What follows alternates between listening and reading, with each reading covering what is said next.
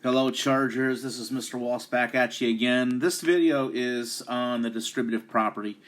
And the reason that we're doing this video is that we're going to be working with equations, one-step equations, two-step equations, that first require you to simplify expressions that look like this. Actually, that look like the ones on the right. The expression on the left I did without a variable just to show you how it works. And so, and then we'll do the one on the right.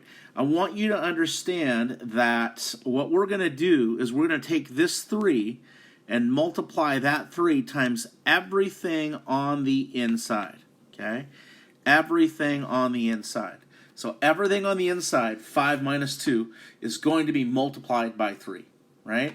So the way that we set this up, it's rather mechanical, is that I want to take this and I want to kind of create some spots here, okay?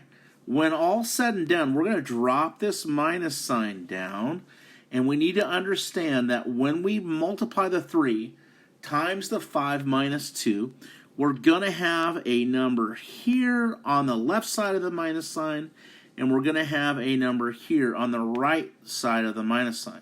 So when you start doing the distributive property, it's really important that we understand that that subtraction operation needs to remain there. So I haven't done any multiplying yet. I'm simply setting up my answer before I start multiplying. And so understand, I use arrows or lines. We're going to multiply everything inside times 3.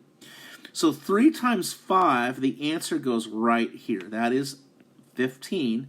And then we're going to multiply this 3 times the second number, 3 times 2, which is 6. And so that problem, distributing 3 times 5 minus 2, gives us 15 minus 6, which happens to be 9.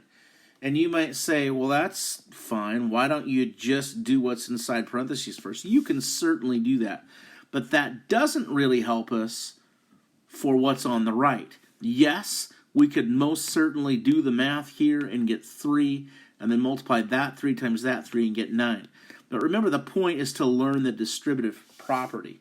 So on the left, we saw that that was 9. We're going to do the same thing with our expression on the right. We are going to drop down our minus sign, and we are going to make sure that we are cognizant that there are 2 numbers on either side of the subtraction sign. Because remember, everything on the inside of the parentheses is going to be multiplied by 7.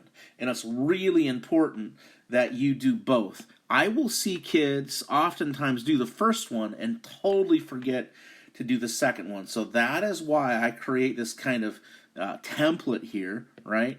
Understanding that there's 2 numbers that have to go there. So that being said, we're going to start our process. 7 times 3 goes right down here, which is 21. And then we're going to do it a second time. 7 times y is 7y.